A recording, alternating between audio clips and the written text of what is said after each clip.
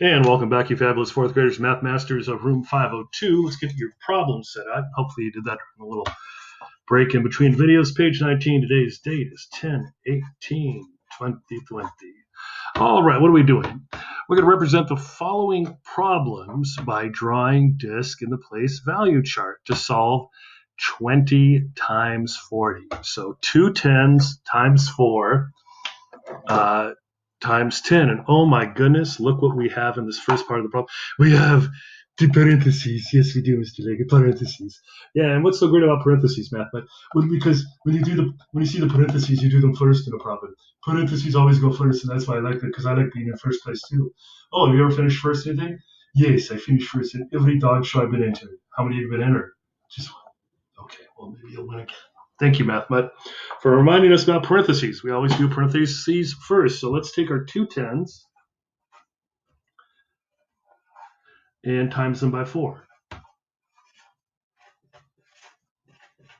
So what do you have? 10, 20, 30, 40, 50, 60, 70, 80. 2 10s times 4 is 80. Then we're going to multiply them by 10.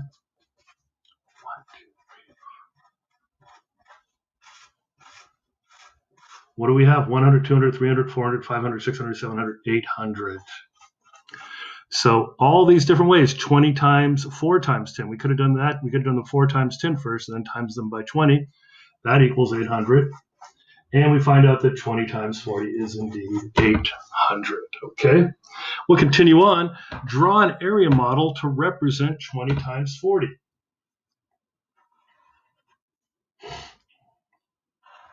Remember this? We have 2 10s here, 4 10s here, 4 10s there. So now we can take a look. 4 times 2 is 8. 10 times 10 is 100. So there we got 800 right there. Right? 4 times 2 is 10. 4 times 2 is 8. And then 8 times the 100. The 10 times 10 times 10 times 10. We can even do 8 times 10 is 80. 80 times 10, 800. Draw an array model to represent 30 times 40. Okay, 40 here and 30 here. We have 4 10s, 3 10s, and go ahead and pause the tape or the recording and try and figure this one out on your own, okay? 4 10s and 3 10s. And welcome back. So we have 4 times 3 is 12, right? And then 12 times 100, or 12 times 10 times 10. 12 times 1 is 12. Add on the zeros, and what do we get? 1,200. So 3 10s times 4 10s is 1,200, and 30 times 40 is 1,200. Let's go ahead and flip the page over. Oh, shoot, I didn't use the right pen. Draw an array model to represent 20 times 50. All right.